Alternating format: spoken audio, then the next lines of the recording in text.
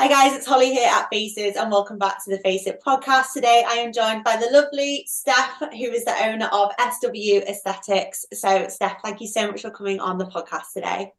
Thank you for having me. You're more than welcome. So just to kick things off and get started, let's talk about your business and how you got into the industry, how you got your business to where it is now, and just give us a bit of context around that. Okay, so I'm a registered nurse. So I did my nursing degree, got a job as a district nurse, working kind of Monday to Friday, 8:30 till 5. The wages wasn't great, so I just added aesthetics on as an extra. I thought I could just earn a little bit more money on the side Yeah. whilst doing my nursing. I did, and then there just became a point where I couldn't do both. I've got kids, I was tired, I've got a family, and that was the kind of turning point for me as to push aesthetics or kind of hold back. So I decided I can get a job as a nurse anytime if it doesn't work Yeah, out. absolutely. And I'm one to think that I don't want regrets. So if I didn't try it, I would always be, what if? And I would look at other clinics and think, well, if they can do it, I can do it. So I just kind of pushed my business. I gave up my full-time NHS job to go into aesthetics full-time. And that was 3 years ago. So that was just before COVID. Yeah. During kind of lockdown and things, I did bank work when we were not able to open. But now I do it full time. I'm still a registered nurse. I'm a prescriber, which obviously helps. Yes. But I am aesthetics full time now, and I just kind of built my business. I've got a couple of girls working for me now as well who are doing, they're at the stage of aesthetics and NHS, and I've got a Yeah. skin therapist as well because I'm so busy I can't do it all. Yeah. But yeah, I think determination is a big key for building your business. You've got to keep going no matter what. There's even some days, now that I've been doing it 7 years and I've got a clinic, I've got a training academy, I've got girls working for me, I still think, oh, is it worth the long hours? Is it this? But it definitely is. Yeah, of course, everyone, no matter how much you love your job and how passionate you are about it, you are always going to have those days where you think, what on earth am I doing? Like, this I is know, crazy. I know, But I think it's absolutely. it's phenomenal that you've got your business in a position like that now. Not only that you are doing this full time, you're passionate about it, but obviously you've got employees as well, which is Yeah. like incredible. So obviously when you were working for the NHS, when you were doing aesthetics on the side, that was when I guess the kind of detrimental side to building your business. What did you found worked for you in terms of really building that client base? Because obviously not being able to put your 100% effort and like time into aesthetics, but Yeah, still managing to definitely. build it. What was Yeah.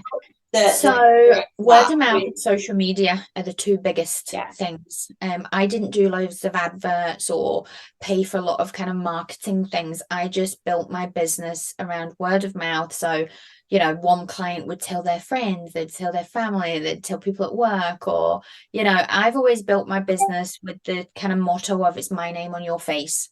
So you're my advert. yeah, So if so who did you true. work? Oh, Steph, I'm gonna go to her. So that's how I've always done it. I don't want a conveyor belt of girls looking the same, and you've got to kind of tweak and personalize your business, I feel, as well as your clients. Everyone loves social media. You've got to promote your good work. But I always put all of my work. I don't edit my pictures. I don't have only the what I class as the best pictures on there. You've got to have a realistic expectations, because the worst thing you'll have is a client coming and expecting, oh, I'm going to have lips just like she's posted, or I'm going to have a snatched jaw, and Yeah. they leave disappointed. So I always put most of my pictures on if people will let me.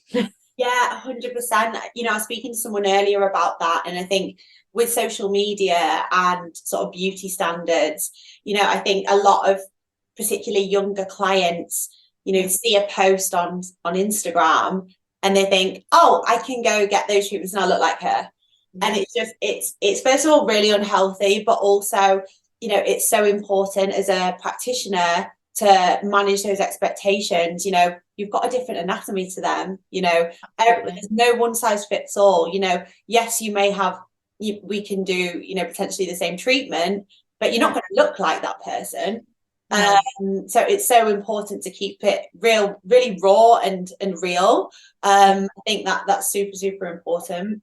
Yeah, definitely. And that's how you gain the trust of clients. A lot of my clients, because I do stories and educational posts, you know, not only for other practitioners, but clients come in and they don't actually know what the difference between Botox and fillers is, you Yes, know, and exactly. I just try and describe it, and they do comment, because I like to know where my new clients came from, and they Yeah, do comment to say that they feel like they already know me before they've met me, and yeah. they trust me because they believe that I know what I'm doing. And you know, you have to be honest with people, or else you're gonna get a bad reputation of she just takes my money, you Yeah, know. exactly. And the education side of things is so important because Absolutely. you see the good, the bad, and the ugly on social media. But I think I definitely, if I was a client looking for a new practitioner and I came across someone like yourself who was doing posts or stories about products, about the anatomy, about, diving deeper than just the superficial side of things, Yeah, it not only makes you seem and like showcases yourself as an expert, but it does also kind of, even just like hearing someone's voice, seeing them, it does yeah, give them that kind of confidence that, okay, this girl, she knows absolutely. what she's talking about and she's lovely. Well, that helps. Exactly. With Yeah. regards to treatments then, are there specific treatments which at the moment you're finding are really popular, or do you have kind of a specialism when it comes to the treatments, like a niche? So I think natural is the new kind of trend. Yeah, During the lockdown and things, before lockdown, big lips were in, big sharp snatched jawlines were in. But now I think because we had the masks on, Botox toxin is becoming hugely popular. yeah, Because that's all you could really see with the masks on. yeah, Now a lot of people are getting dissolved and then refilled like 2 weeks later. yeah, Or they want to look like them, but just a natural version. yeah, That's a lot of, but I use my own face as an example when clients come in, and a lot of them come in for their jowls, for example, yeah, and I say, well, it's maybe not your jowls that we need to treat because we can't remove them non-surgically. yeah, It's your cheeks, and that's the reason for your jowls. And they're like, oh, I don't want big hamster choppy cheeks.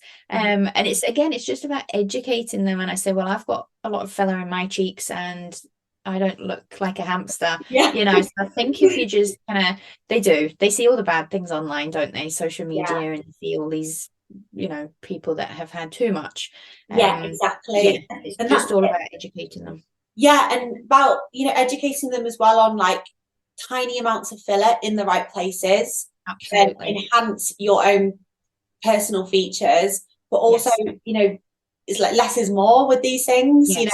Yeah. because I think when you think of like, well, not me personally, but if someone doesn't really know much about aesthetics and they think about lip filler, cheek filler, you instantly have those thoughts of like Yes. massive Yeah. cheekbones, massive lip, and it's so not like that. And I It's think not. No. I love how, this industry really is developing and constantly growing. Trends are constantly changing, but now it is more about the natural look. And I just absolutely love that. And the skin side of things, people Yes. want to have healthier skin, and they all come hand in hand. I think a lot of people see aesthetics as a quick fix, Yeah. get your anti-wrinkle, get some dermal filler, sorted. It's not like that. No. Your treatments will look better if you look after your skin and Yes. you have to get those maintenance treatments as well. Yeah. What skin Absolutely. treatments do you, obviously you've got a skin therapist who works for you, but what skin treatments do you find are really popular at the moment in clinic? So the chemical peels are good. Again, it's about education, because people think they're going to shed and they need to take, a week off work. Yeah, like snake. But yeah, I think everybody's been on holiday and they've got their nice skin and they want to keep it like that. So autumn and winter's perfect to get chemical peels. I think that's popular. We do HIFU as well, Oh, which is a good amazing. treatment, Yeah, and a radio frequency microneedling. I think again, when it's in the newspaper or a celebrity does it, everybody wants it. But these machines have always been around. It's just someone's promoting it and they know what it is and they understand what it is. yeah. So that's good. Yeah, no, amazing. So, with regards to the Faces app, then, so obviously you've used Faces for quite some time now. Do you Yes. want to just tell us about sort of how Faces has really helped grow your business and manage your business as well? So the good thing about Faces is there's so much on it. Everything's on there. You can, you can order your products through there. You can do the shop, and I like the consent forms. They're so easy to use. I went away from paper. I was a paper fanatic when I first started it. Loved it. I thought, right, if it's not written down, we didn't do it. And then I thought, oh God, how am I gonna get, move with the times? But Faces is so easy. Like once everything's set up, you just literally send it to the client, they fill it all in, you can send it back, and there's no to-ing and fro-ing, there's no, well, I forgot to ask you this, or what about this? And you can stop kind of treatments or clients coming in that maybe aren't suitable for certain treatments. Yeah.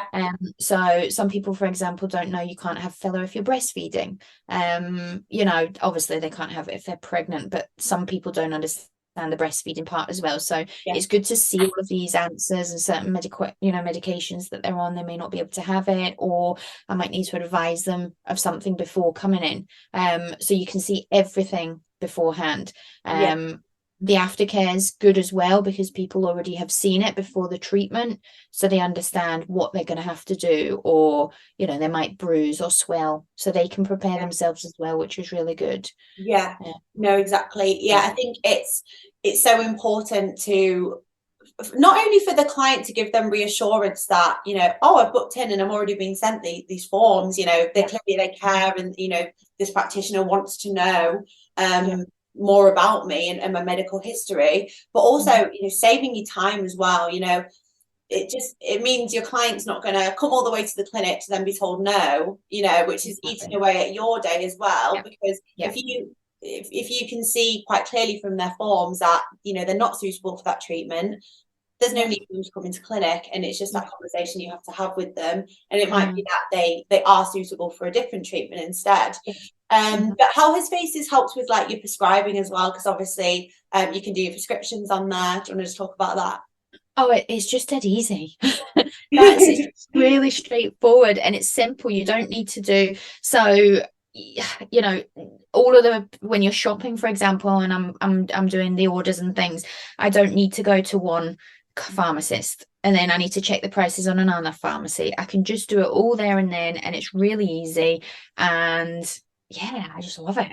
Good. I'm glad you love it, because I definitely do too. I'm not even being biased, but I genuinely think like if you're a practitioner, you should be using it anyway. Oh, absolutely. And deposits again, automatic. You can send information for the client to send deposits, and I know that's a big thing for people as well. And I used to panic about sending deposit links, and I was like, oh God, I'm gonna have to put a deposit. But it's always the ones you don't get the deposits from that don't turn up. And again, we're a business, we're not doing this for free. Exactly. Everything is covered on there. Exactly, particularly if you're getting the toxin for them, that is a prescription item. If they don't turn up for that treatment, you're out of pocket, because you can't use that for someone else. And I spoke to someone recently actually, and he said he was like £700 like out of pocket because he hadn't been taking deposits. I was like, if that is not your sign to take deposits, then I don't know what is. But he, again, like you, felt really weird about it. I was like, you're running a business at the end of the day. Like, you need to protect yourself. But also it shows the commitment from the client as well. If they pay the deposit, they are wanting to get that treatment, they're wanting to come in. They're not just sort of being one of those clients that's kind of like asking, they didn't want to come in. No, it's good. So with regards to the regulation side of things, obviously we don't know what is going to be happening, but we have had the traffic light system released from the government, and the government are asking everyone to give their opinions on what everyone thinks, which I think is a good thing. Obviously, being a prescriber yourself, I would say you're certainly in a very good position based on what we have seen. What are your sort of personal thoughts on regulation? So I'm up in Scotland, so we're already kind of, the medics are, so I'm a prescriber, a medic, so I'm already regulated by Healthcare Improvement Scotland. It's kind of the England's equivalent to QCQ, I think. we don't have an option, we have to be registered. Yeah. But the non-medics up here aren't registered and they don't need to be registered. So from what I've already gone through, I think this is quite simple process. But I don't understand the whole medic v non-medic issue. I think as long as everybody's practicing safe and they have a prescriber that they're kind of, you know, working with, then I think that's great. I don't think we all, you know, I mean, people could be here forever going on about the medic v non-medic, and I don't. It really bugs me because we're all the same. As long as everybody is practicing ethically, safely, then I don't see whether it matters whether you've got, you know, an NMC registration. I think the legislation for everybody is good to come out. I think it needs it, and I think that will also stop this whole, you know, medic v non-medic kind of issue going on. But yeah, we'll see. Yeah, you know, we'll see. We will see. But I think you're right. I think it's not about medic and non-medic. It's about good and bad practice, you know. Absolutely. And I think regardless of your background, whether you've got a medical pin or not, if you're putting that client safety at the forefront of everything you do, you're getting the consent, you're ordering from licensed pharmacies, you know, you've got a prescriber. If you're not a prescriber, then you know, that is what should be happening across the board, regardless of your background. So I completely agree with you on that. But yeah, we'll just have to see what happens. I think I'm hoping that, you know, enough voices to the government in terms of, you know, actual, you know, real practitioners who practice and you know, they're happy to listen, will hopefully change what's been announced, because personally I don't necessarily agree with it, but I do agree that it is a very high risk industry, and there certainly should be regulation and some kind of guideline as to what is the bare minimum and what's expected to put that kind of safety first. Yeah, I do think they are going a little bit too far by saying there needs to be a named prescriber. I'm not really sure how that will work, because everybody's got a named prescriber, but up in Scotland, even the medics must have the prescriber on premises every time they inject filler. But Botox they don't, whereas filler isn't a prescription only. And Botox is, but it's because if anything went wrong, you'd need to get the prescribed Hyalase, but you could have that in your emergency kit. So it's just a little bit of kind of, you know, still a grey area. I don't know. Are there sort of any treatments that you are hoping to offer that you don't currently? Have you got anything in the pipeline to train in? So we're going to start offering laser hair removal in at the clinic, which we don't at the minute. So Katie, my skin therapist, is going to go down that route. I just think that will be a whole new, you know, everybody loves it once they try it once, they, you know, they want it. So that's going to be up and coming soon. And we'll just see, as far as kind of fillers and toxin and things, we'll just see there's always something coming out. Always. Exactly. And that's the good thing about this industry. It's I love it. It's so fast paced. It's like exhausting keeping up with everything that comes out, but it is also super exciting. And you know, we can certainly have another conversation when the regulations do come out, and you'll probably tell me about all these other treatments that you've not even touched on. Thank you so much for being a loyal Faces user. Thank you so much for coming on and speaking with me today. Of course, we will send you a copy of this when it's been edited, and you can use it if you want to, but I'll email you to get all of your links and everything, so we can promote your clinic. Perfect. Thank you very much for having me. No worries at all. Lovely. And you enjoy your weekend, and we'll catch up soon. You too. Thank you. Take care. Bye.